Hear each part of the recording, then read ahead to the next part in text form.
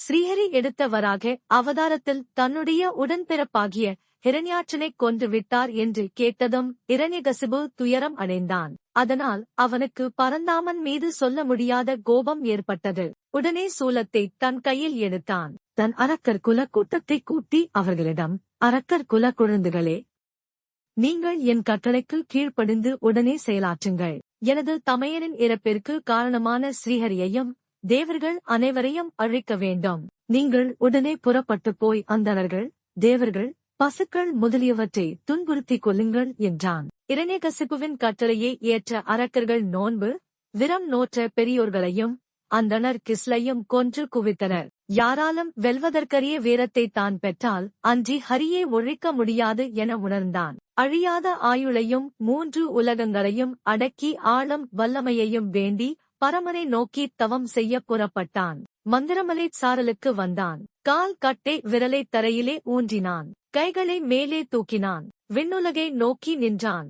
ஊழிக்காலத்தில் காணும் சூரியனுடைய ஒளிக்கிரணங்களைப் போல செஞ்சடை விரிய காட்சியளித்தான். உக்கிரமான தவத்தில் பிரமனை நோக்கி ஏகாகிரசித்தத்துடன் ஆழ்ந்தான். நாட்கள் நகர்ந்தன. வருடங்கள் பல ஓடின. இவனுடைய தவத்தால் எழுந்த யோகாக்னியின் தகிப்பை தாங்க முடியாமல் சகல ஜீவராசிகளும் வருந்தின. தலையிலிருந்து மேகக்கூட்டம் போன்ற புகை மண்டலம் எழுந்தது. 3 உலகத்தையும் அது சூழ்ந்தது.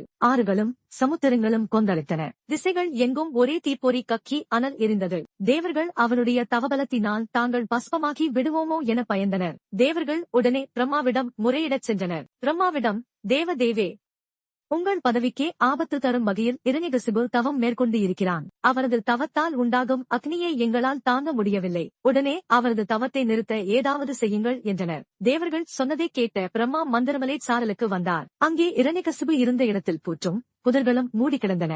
எறும்பு அரித்த தோலும் சதையும் மிஞ்சி எலும்பு கூடாக இருந்தான். அவனை இந்நிலையில் பார்த்து, இரண்யா, உனக்கு என்ன வரம் வேண்டும்?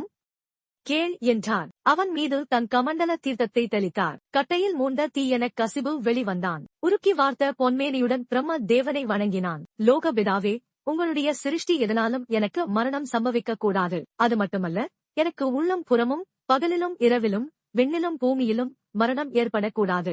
எந்தவித ஆயுதங்களாலும் பிராணிகள், மனிதர், தேவர், அசுரர்களாலும் எனக்கு சாவு வரக்கூடாது. தேவர்களாலும் ஜெயிக்க முடியாதபடி நல்ல வல்லமையே, வீரத்தை எனக்கு தாங்கள் தந்தருள வேண்டும்.